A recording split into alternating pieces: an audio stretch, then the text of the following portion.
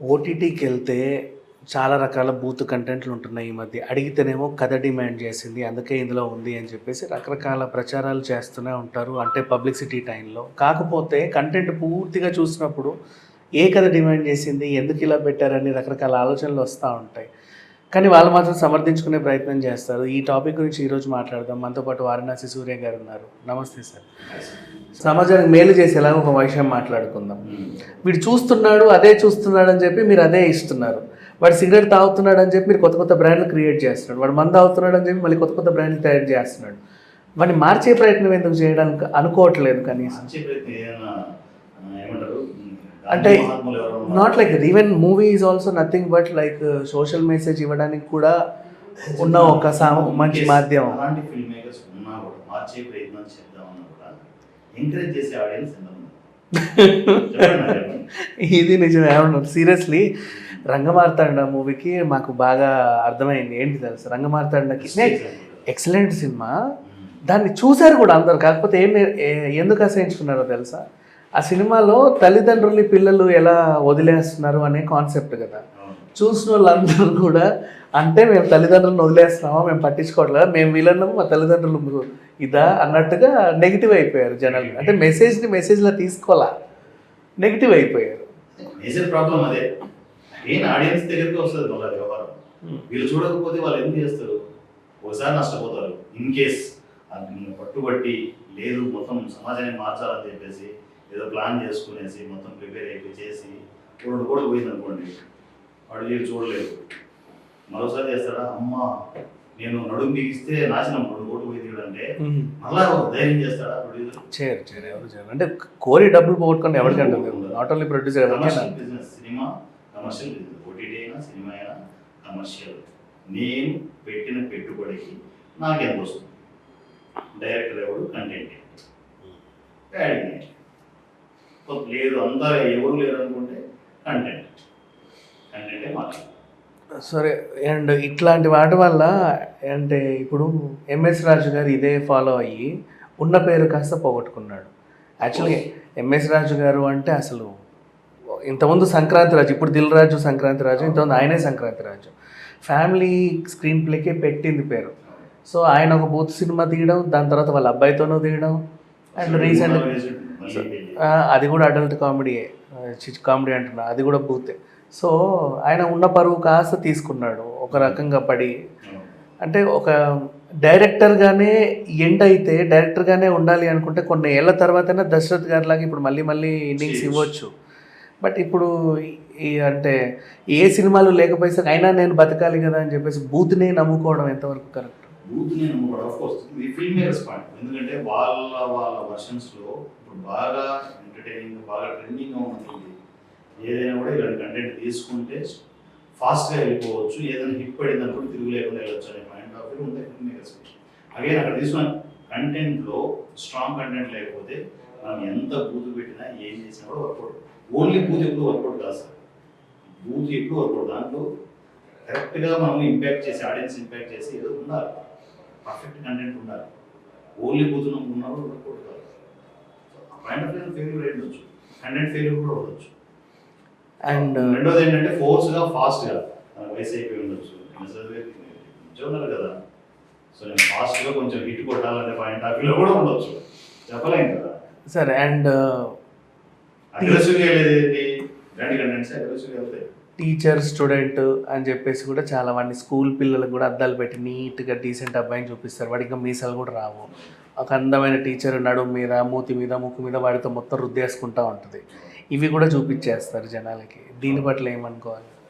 ఏమంటారు అంటే ఇదైతే సమాజంలో జరగదు కదా. మనం అంటే జరగదు ఇన్ సెన్స్ అంటే మరి ఇంటర్నల్గా ఎన్నో జరుగుతూ ఉంటాయి. మీకు చెప్పి చేస్తారా ఏంటి? ఒక టీచర్ ఒక స్టూడెంట్ చూసిన తర్వాత వాడి టీచర్ని వక్రంగా చూడవచ్చు కదా. చూడవచ్చు.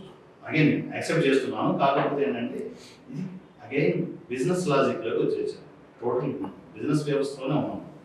ఏం జరిగినా కూడా సినిమా అనేది బిజినెస్. పాయింట్ ఆఫ్ వ్యూలో ఈ combination rare combination, teacher student అనేది ఇప్పుడు మనకు తెలిసేమో కానీ స్టార్టింగ్లో చేయబట్టి ఇది రేర్ కాంబినేషన్. ఇది వర్కౌట్ అయితే అంటే ఎక్సైటింగ్గా ఉంటుంది, ఆడియన్స్ విపరీతంగా చూస్తారనే పాయింట్ ఆఫ్ వ్యూలో స్టార్ట్ చేసి ఉండొచ్చు. ఆ బేస్లో చాలా సినిమాలు వచ్చాయి. ఒకటి రెండు కాదు, కుప్పలు వచ్చాయి. సో అగైన్ ఇక్కడ మార్కెటింగ్ స్ట్రాటజీలు వర్కౌట్ అవుతున్నాయి. ఏం చేస్తారు? ఇప్పుడు పాతకాలంలో కూడా కోట శ్రీనివాసరావు ఒక సినిమాలో బావా పన్నీరో సంథింగ్ పిల్లని తెచ్చి పెంచి పెళ్లి చేసుకోవాలనుకుంటాడు. అనాథాశ్రమం నుంచి ఒక పిల్లని తెచ్చుకుంటాడు, పెంచుకుంటాడు, పెంచి ఆ పిల్లకి 18 ఏళ్ళు వచ్చాక ఆవిడ పెళ్లి చేసుకోవాలనుకుంటాడు. సినిమాలో నరేష్ అనుకుంటా హీరో, బావా పన్నీరో సమ్మేరో అంటారు. అయితే అందరు వాడిని అసహించుకుంటారు. అది ఒక మెసేజ్ ఓరియంటెడ్గా వచ్చింది. సేమ్ అలాంటి కథ ఇప్పుడు వస్తే ఆ తండ్రి ఆమెని లైంగికంగా గెలికేవన్నీ చూపిస్తూ ఉన్నారు. అట్లాంటి కాన్సెప్ట్ వచ్చింది ఓటీటీలోకి. ఇంకొక మూవీ, పిల్లని పెంచి పెళ్లి చేసుకుంటాడు. వాడు ఏం చేస్తాడంటే ఆ పిల్లకి చిన్నప్పటి నుంచి, పెద్ద మనిషి అయినప్పటి నుంచి కూడా శృంగారంగా బాగా అలవాటు చేసి ఆ పిల్ల 18 years 17 years వచ్చినప్పుడు ప్రెగ్నెంట్ కూడా అయిపోతుంది. సో ఆ రేంజ్లో కథ వచ్చింది. అంటే ఈ కథని మెసేజ్ ఓరియంటెడ్గా చూపించవచ్చు, శృంగారభరితంగా చూపించవచ్చు. కానీ మెసేజ్ని వదిలేసి శృంగారంగానే ఎందుకు చేసుకెళ్తారు? ఇక్కడ చిన్న డిఫరెన్స్ ఏంటి అంటే, అప్పుడు మీరు చూసిన ఆ కాలంలో నీకు ఏకంగా ఇంత వైలెంట్గా చూపిస్తే అంటే చచ్చిపోతారు అక్కడ, చూసేవారు నాశనం. కానీ ఇక్కడ జనరేషన్ పెరిగింది.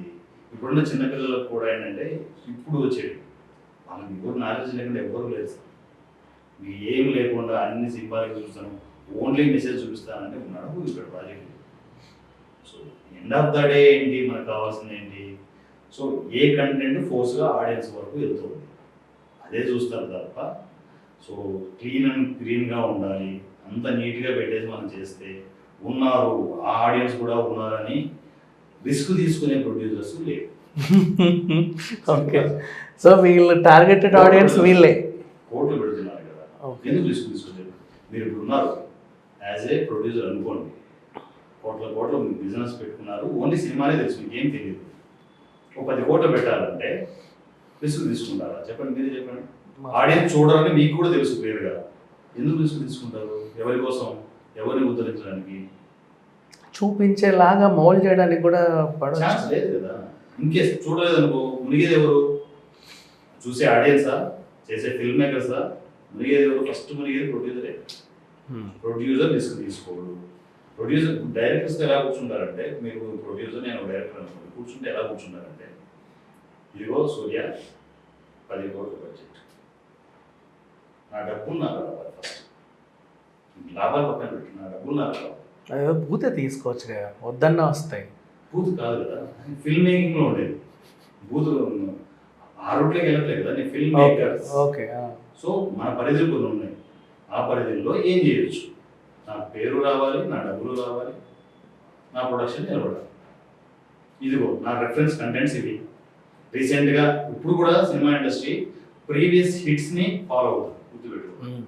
ఖచ్చితంగా ప్రీవియస్ హిట్స్ని ఫాలో అవుతుంది. నాకు ఇది కావాలి, ఇలాంటి సినిమాలు కావాలి అని డైరెక్టర్ దగ్గర కూర్చుంటే ఫిల్మ్ మేకర్ ఏం చేయడు, డైరెక్టర్ ఏం చేయడు.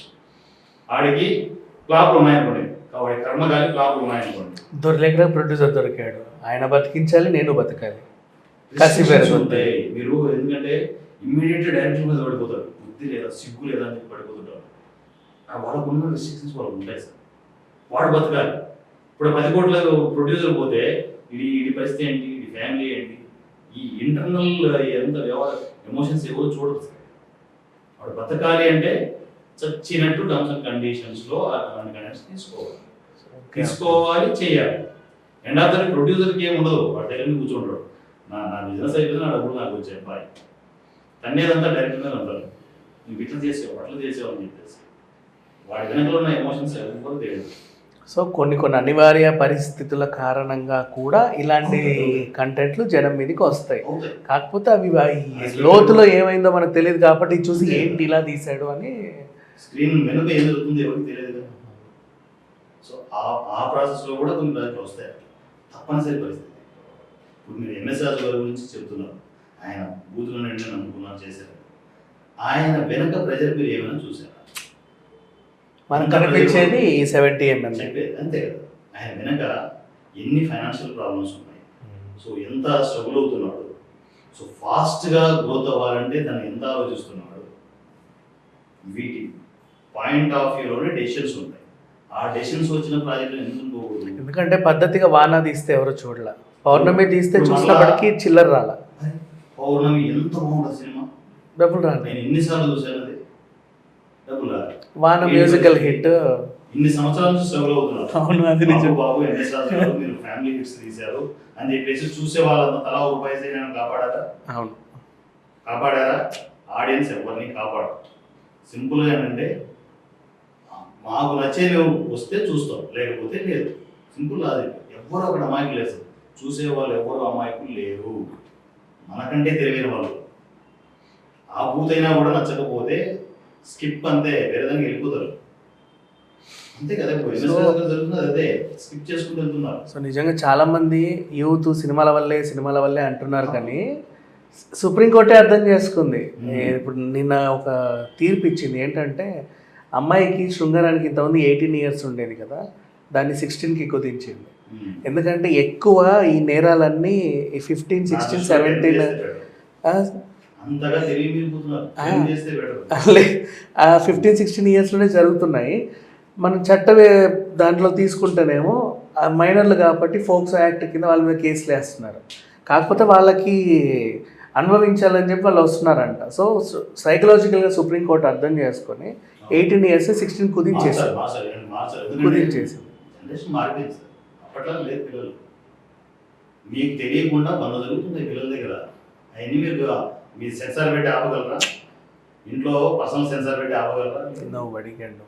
ఎవరేం చేయగలరు. డిఫాల్ట్ కొన్ని జరిగిపోతూ ఉంటాయి. కంట్రోల్ చేస్తుందండి ఇంట్లో తల్లిదండ్రులు కంట్రోల్ చేయాలి తప్ప ఇండస్ట్రీని ఇవన్నీ కంట్రోల్ చేసి నువ్వు తప్పు చేస్తున్నావు family cinema again business sir. కానీ ఇప్పటికీ ఫ్లాప్లు హిట్లు ఉన్నా కూడా మీరు అన్నట్టు వాళ్ళ పరిస్థితులు బాగాలేక ఇలా వస్తున్నారని మీరు అంటారు, అని నేను ఒప్పుకుంటాను. ఇప్పుడు ఎస్వి కృష్ణారెడ్డి గారు ఉన్నారు ఫర్ ఎగ్జాంపుల్.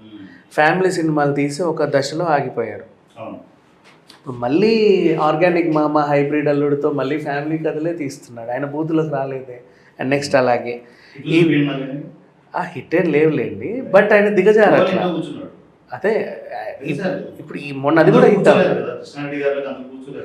ఈవెన్ ఈవీవి గారైనా సరే తను నమ్ముకున్న కామెడీనే లాస్ట్ వరకు లాక్కొచ్చాడే తప్ప, లేకపోతే లాస్ట్లో ఈవీవి గారు కొంచెం మారారులే. అంటే ఆడంతే అదో టైపు బురిడి లాగా డబుల్ మీనింగ్ కామెడీలు వచ్చేసాయి. డబుల్ మీనింగ్ కామెడీలు అండి. ఆయన కామెడీలో డబుల్ మీనింగ్ మారాడు. Again end of the day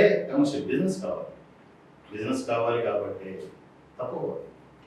అలాంటి క్లీన్ అండ్ గ్రీన్ సినిమాలు రాలేదంటే వచ్చాయి. అవి కూడా వచ్చినా కూడా తట్టుకునేది ఎంతవరకు బ్రతకట్లేదు వీళ్ళు కూడా. ఇప్పుడు గుణశేఖర్ కూడా బ్రతకట్లా. ఆయన ఎంత మంచి మంచి సినిమాలు తీసుకుంటూ వచ్చిన కృష్ణవంశీ గారు అయినా సరే. ఎగ్జాంపుల్ మనం బాహుబలి, త్రిపుల ఈ రేంజ్లో అవంటే విజువల్ వండర్స్లో వెళ్ళిపోతుంది. విజువల్ వండర్స్ అంటున్నాం. అక్కడ కూడా ఐటమ్ సాంగ్ లేకుండా సినిమా ఉంది.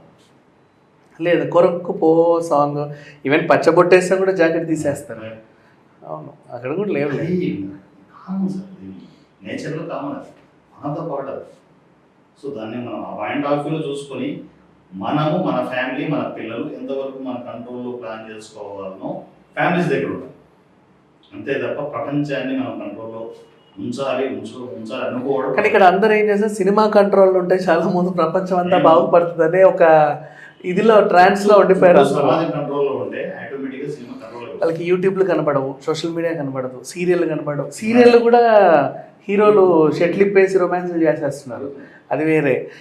ఓటీటీ కనపడదు, సినిమానే కనిపించదు. ఇప్పుడు ఓటీటీ కనిపిస్తుంది. ఓటీటీని ఈ మధ్య అంటున్నారు, బట్ అయినా సరే సినిమాల వల్లే అలా తప్పు అంటున్నాను. మారాల్సింది సినిమా కాదు, మారాల్సింది సమాజంలో మార్పు రావాలి.